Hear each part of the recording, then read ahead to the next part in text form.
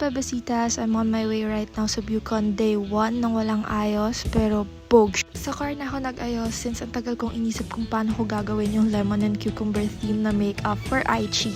So when we get there, ang dami na agad tao. Sa entrance pa lang, halatang ang dami talagang nag-abang ng Bucon Manila 2023. And take note, maaga pa neto ha, 1 PM pa lang to. Mas marami yung tao nung mga hapon na. Finally, we found the Aichi booth and sobrang dami rin talagang nag-visit ng Aichi. And look ko, super cute ng booth nila. Fit check! So here's my outfit for today.